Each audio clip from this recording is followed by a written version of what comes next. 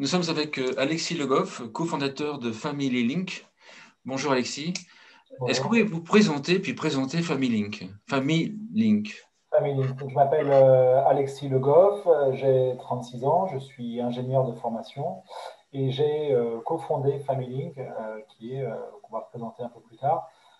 Donc moi, j'ai eu la chance d'avoir six grands-parents, puisque mes grands-parents ont divorcé puis se sont remariés avant ma naissance, et une arrière-grand-mère.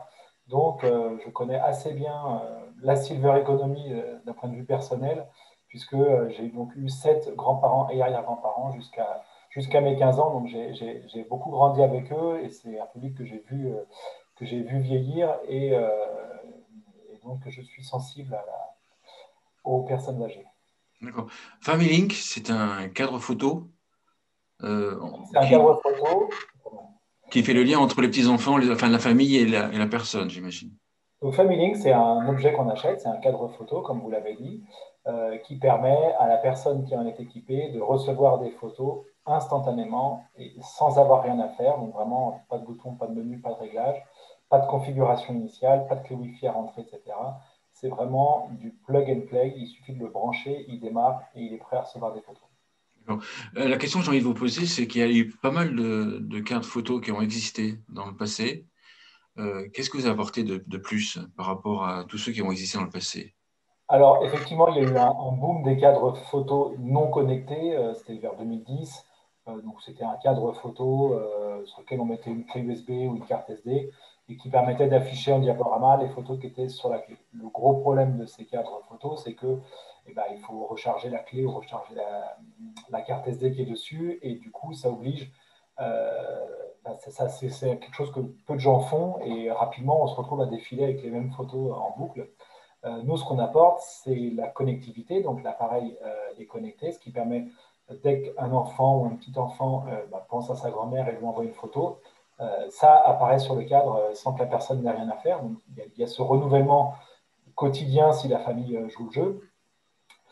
Et, et l'autre avantage, c'est aussi qu'il n'y a pas de configuration. Il est vraiment, nous, on a fait un produit qui est non pas tout public, mais plutôt à destination des personnes âgées, et donc ou en tout cas des personnes non technophiles, et sur lequel il n'y a aucun paramétrage, aucun menu. Mais justement, j'allais vous dire que les personnes âgées pourraient prendre un ordinateur ou une tablette tactile pour voir les photos de leurs petits-enfants. Ils auraient pas pourquoi avoir développé un cadre photo numérique? Alors, on ne s'adresse pas à toutes les personnes âgées, hein. Quand je dis personnes âgées, on s'adresse aux personnes âgées non technophiles, c'est-à-dire celles pour qui c'est soit trop compliqué d'utiliser un ordinateur, soit trop compliqué d'utiliser une tablette, ou des gens qui utilisent déjà ce matériel-là, mais ils aiment bien aussi avoir un produit qui leur permet de recevoir des photos sans avoir rien à faire. Parce que le problème D'accord. d'une tablette ou d'un ordinateur, c'est Le qu'on numérique, reçoit les photos, mais on ne sait pas trop bien quoi en faire une fois qu'elles sont arrivées. Est-ce qu'on les enregistre? Est-ce qu'on les imprime? On ne sait pas trop. Là, la photo, elle est déjà mise en valeur dans un cadre en bois, enfin, imitation bois. Donc l'intérêt, c'est aussi d'avoir rien à faire. Mais pour une personne qui est déjà connectée avec plein d'appareils, c'est pas forcément ce public-là qu'on va viser. donc c'est par exemple les petits enfants qui prennent leur smartphone, qui prennent une photo de leur nouvelle copine de la veille et qui envoient la photo sur le cadre photo numérique de la grand-mère. C'est exactement ça. L'idée, c'est que toute la famille peut envoyer des photos, les petits-enfants, les enfants. Il y a souvent, en moyenne, il y a 4 ou 5 utilisateurs par appareil. Et ces gens-là, ils peuvent soit utiliser notre application mobile et envoyer la photo instantanément, soit s'ils ne veulent pas utiliser l'application mobile, s'ils ne veulent pas l'installer, on peut aussi envoyer des photos par mail. Donc là, il suffit de connaître l'adresse mail du cadre. On envoie la photo à cette adresse mail et elle apparaît quelques secondes plus tard sur le cadre. Comment est-ce que vous avez fait pour le développer, ce cadre? Alors au départ, c'était chez moi, dans mon garage. J'ai un prototype que j'ai ensuite installé chez les deux grand-mères que j'avais à ce moment-là. Donc typiquement la cible, c'était précisément notre cible puisque c'était ces deux personnes qui avaient à l'époque 90 ans, entre 90 et 95, un début d'Alzheimer, qui n'ont jamais eu Internet, pas connectés, mais évidemment qui sont demandeuses de photos. Moi, je venais d'avoir deux enfants, donc qui étaient demandeuses de photos d'enfants. Donc, moi, je l'ai développé avec mes grands-mères, je leur ai mis un prototype, et puis j'ai donné l'accès au cadre à mes frères et sœurs, à mes parents, pour qu'ils puissent, et aux cousins, pour qu'ils puissent envoyer des photos régulièrement. Donc ça, c'était vraiment la partie prototype. qui a duré quelques mois. Et ensuite, on s'est rapproché d'un designer pour avoir un design qui était un peu plus joli que le premier prototype qui était assez brut. Et ensuite, on a été en Chine voir des fabricants pour arriver à une solution industrielle. Donc, tout ça, ça a pris, le prototype, ça a pris 6 mois. Et puis après, arriver à un produit industrialisable environ 1 an. Là, justement, il y a une question qui me vient. Donc, c'est un cadre que vous avez développé vous-même et après, vous avez trouvé un moyen de le fabriquer en Chine. Pourquoi ne pas avoir pris des cadres chinois qui existaient peut-être déjà sur le marché des seniors? Euh, Là, nous, il nous fallait la connectivité avec une carte SIM 3G, 4G. Donc on est, à la limite, on était plus proche d'une tablette que d'un cadre photo. D'accord, Même si au final, on appelle ça un cadre photo, ce qu'on a développé techniquement, c'est une tablette simplifiée, mais vraiment simplifiée. C'est-à-dire que vous n'allez pas pouvoir envoyer de mail avec, vous n'allez pas pouvoir. Ça fait vraiment, c'est la simplicité que recherchent les gens qui ont devant. Ça fait vraiment rien d'autre qu'afficher des photos. Alors, j'ai pas dit, il y a aussi des messages écrits. On peut envoyer des messages écrits type SMS sur le cadre, mais ça fait que ça. d'accord, Donc, c'est une tablette qu'on a vraiment simplifiée. Donc, on s'est plutôt rapproché de fabricants de tablettes avec qui on a travaillé pour faire un produit qui répond à nos demandes. d'accord. Et quand on est une start-up, on fait comment pour trouver des fournisseurs en Chine? C'est par relation, ça marche comment? Alors, pour la petite histoire, en fait, moi j'ai eu la chance de pouvoir rencontrer Xavier Niel, qui est le créateur de Free et de Iliad. Parce qu'au départ, j'utilisais une carte SIM Free, puis bon, de fil en aiguille, j'étais amené à le rencontrer. Il avait beaucoup aimé le produit et il voulait m'aider à le commercialiser, parce que moi, au départ, j'avais pas forcément du tout de relations dans ce domaine-là. Et donc, il m'a mis en contact avec les équipes développement de Free. Et puis, rapidement, ces équipes m'ont mis en relation avec des consultants qui s'occupent de ça, de trouver des fournisseurs en Chine avec qui on a travaillé au début. Donc, ensuite, moi, je me suis rendu en Chine avec mon associé. Parce que c'est vrai qu'au début, on ne connaissait pas du tout. Donc, eux, ils nous ont aidés à trouver des fabricants.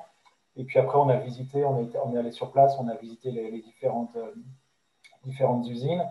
On a travaillé sur le développement industriel, c'est-à-dire que nous, on avait une solution, mais il fallait faire. Enfin, on avait un design, on avait travaillé avec un designer français, mais lui, il avait fait un design esthétique, c'est-à-dire qu'il il avait dit qu'il faut que le cadre ressemble à ça, il nous avait fait des croquis, mais il fallait transformer le croquis en plan industriel, puis après en moule pour pouvoir faire les pièces. Ça, c'est pour la partie plutôt mécanique.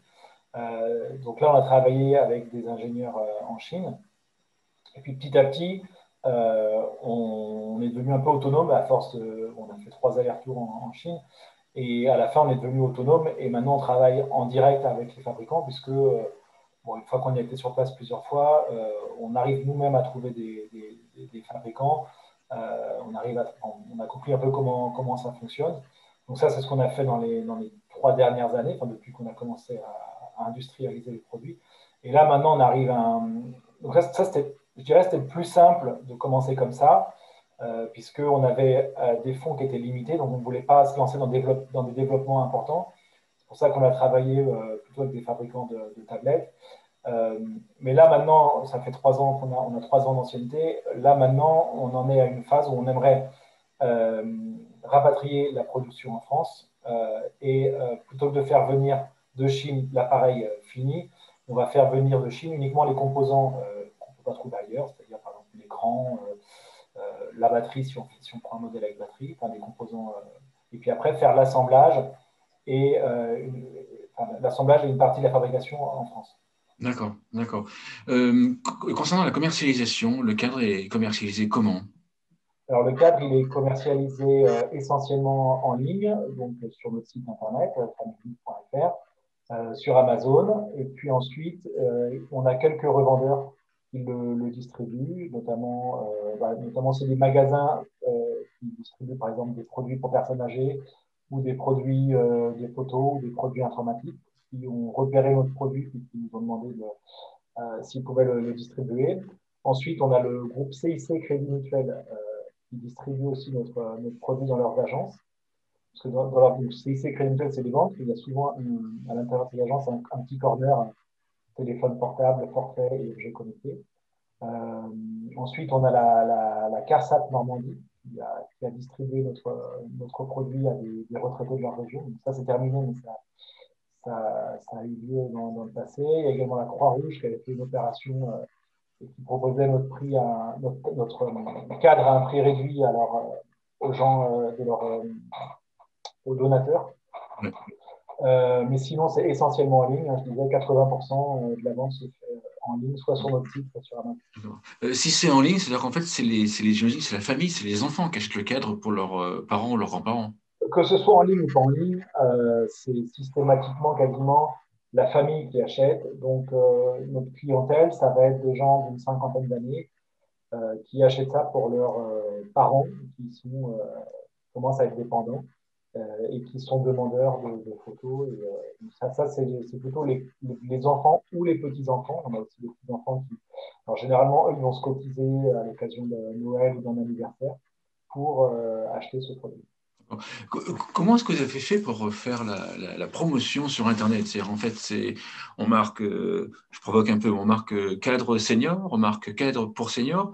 Comment est-ce que les gens ont fait pour vous connaître? Et comment est-ce que vous avez fait connaître le site? Comment est-ce que vous avez fait? Alors, au tout début, comme je disais, on avait assez peu de fonds propres.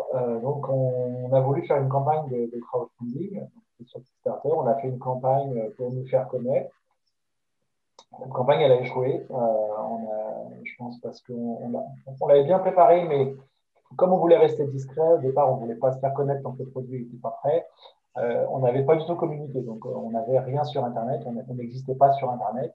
Et puis, du jour au lendemain, on a lancé cette campagne. Et le problème, c'est que le temps que la campagne se mette en route, notre référencement, on a mis notre site en ligne, mais notre site, avant qu'il soit un peu bien référencé, il n'y avait rien. Et puis, on a commencé à contacter la presse au moment du lancement de la campagne. Et la campagne, elle dure 30 jours, donc c'est assez court. Le temps que les journalistes s'y intéressent. En plus, on faisait les relations presse nous-mêmes, on contactait les journalistes nous-mêmes. Donc, on a eu un résultat au niveau de la presse assez faible. Et du coup, notre produit qui sortait un peu on est sorti de l'ombre du jour au lendemain. Et ben, du coup, on n'a pas réussi en 30 jours à obtenir la somme qu'on visait. On visait 40 000 euros, je crois, de mémoire. Mais bon, ça a quand même fait un peu parler du produit. Et après, quand on a commercialisé le produit, là, on a fait appel à la presse. On a fait appel, je ne sais plus si on a fait nous-mêmes, on a fait appel à une société. Je crois qu'on a pris une société de relations presse pour nous aider à contacter des journalistes pour leur dire, voilà, il y a une nouvelle solution qui est sortie qui permet de partager des photos avec des personnes qui se sentent isolées. Et là, on a eu des retombées médiatiques, presse écrite, radio, télé. Et donc ça nous a permis de lancer la première année, donc c'était fin 2017. Donc on continue toujours un peu les relations presse, mais maintenant, on a, je dirais, on n'a plus grand-chose à faire puisque on a beaucoup de bouche à oreille. Hein.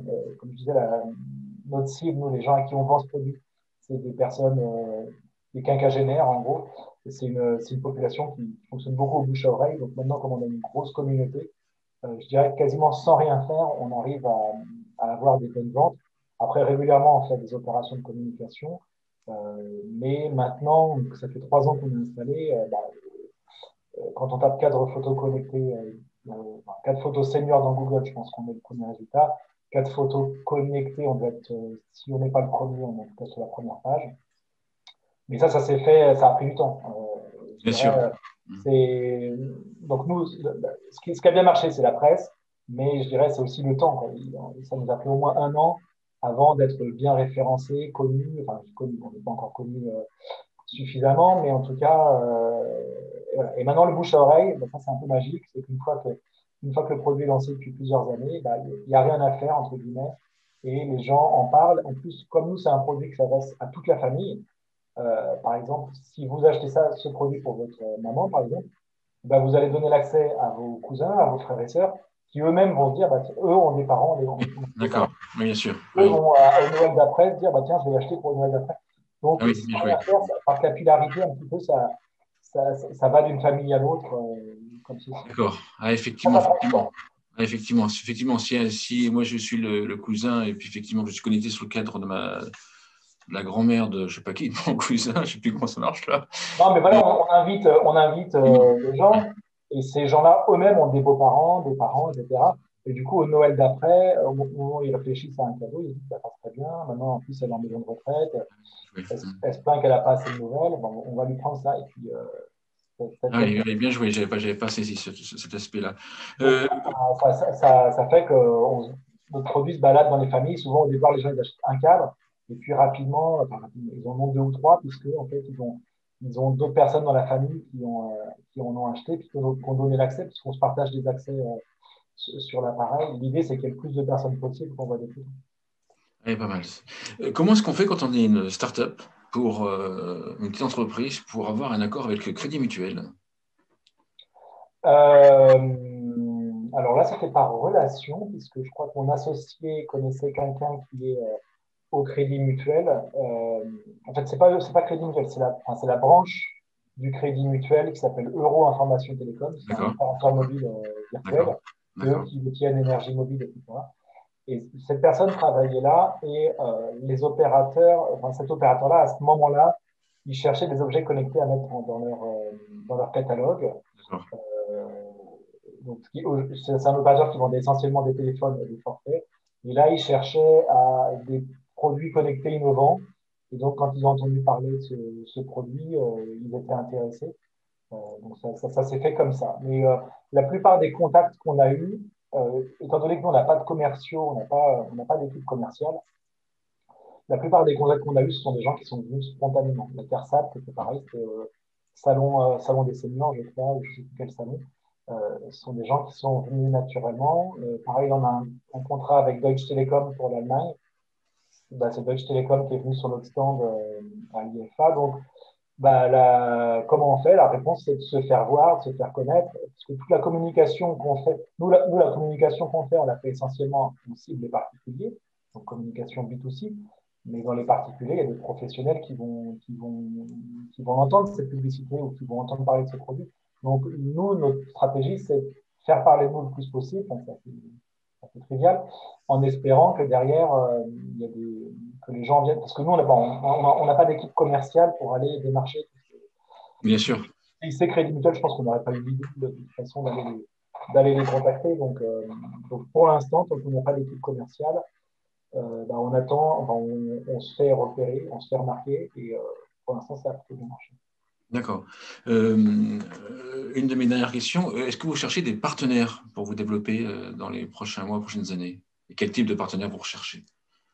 Alors, bah, partenaire, oui, là, en Allemagne, donc on a fait un partenariat avec Deutsche Telekom, comme je disais. Donc ça, c'est un opérateur mobile, c'est l'équivalent d'Orange en France. Eux aussi, ils cherchent des produits, parce que généralement, ils vendent surtout des smartphones mais ils cherchent aussi des produits connectés. Donc ça, pour nous, c'est un très bon partenaire, parce que eux, ils ont la force commerciale, ils ont les boutiques, ils ont le réseau de boutiques dans toute l'Allemagne. Donc ça, c'est typiquement le genre de partenaire qu'on cherche. C'est des opérateurs mobiles qui distribuent, enfin, qui ont pignon sur rue et qui puissent faire une démonstration aux clients. Parce que nous, le problème qu'on a aujourd'hui, c'est comme on vend en ligne, bah, les gens ne peuvent pas vraiment tester, ils ne peuvent pas sortir la taille de l'écran, la qualité des photos, est-ce que c'est vraiment si simple qu'ils le disent, etc. Et comme je disais qu'on s'adresse à un public, notre cible vraiment, c'est les quinquagénaires, c'est plutôt une cible de gens qui n'aiment pas trop acheter sur Internet et quand ils le font, ils aiment bien avant avoir pu tester le produit. Et nous, justement, ce qu'on leur propose pas, c'est de tester ce produit. Donc ça, c'est un petit handicap qu'on a, c'est qu'on fait de la vente en ligne, mais on s'adresse à un public qui n'aime pas trop la vente en ligne. Donc, si on peut avoir un distributeur qui, qui a des boutiques dans toute la France, ça nous intéresse. Et pas non plus un distributeur de grande distribution qui nous prendrait une marge qu'on ne pourrait pas leur fournir. Par exemple, je pense à Fnac, Darty ou les grandes surfaces. On a discuté avec eux, ils aiment bien le produit, mais au moment de parler de commission, ça ne colle pas avec la, la marge que nous, on arrive à dégager sur le produit. Enfin, ça voudrait dire qu'on leur donne toute notre marge et que nous, on travaille rapidement. Bien sûr, je comprends. Ouais. Un mot de conclusion? Un mot de conclusion, c'est que bon, ça fait 3 ans qu'on a commencé à commercialiser ce produit. Donc ça a été dur au début. Hein, là, au début, comme on n'était pas connu, c'était assez compliqué de se faire connaître. Maintenant, on a une belle communauté. On a vendu environ 15 000 appareils. Et on a, ça fait 3 ans, donc on a des témoignages qui arrivent régulièrement. Et moi, je dois dire que quand j'ai eu cette idée-là, je pense, du tout début de l'idée il y a 5 ans, j'imaginais pas que j'aurais pu rendre service à autant de familles, même si, bon, bien sûr, on ne fait pas gratuitement, mais on a reçu beaucoup de témoignages positifs de familles qui nous ont dit que ça leur permettait de partager des photos avec leur grand-mère qui n'était pas connectée, etc.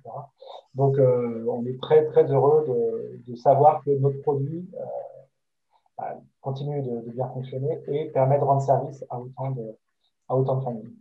Super. Et en plus, c'est un cadre photo numérique qui perdure dans le temps par rapport à tous ceux qui, dans le passé, avaient arrêté. Je trouve que c'est une belle prouesse, je trouve. Merci Alexis. Alexis Le Goff, je rappelle que vous êtes cofondateur de Family Link. Là, je prononce Oui, correctement. Merci beaucoup. merci Frédéric.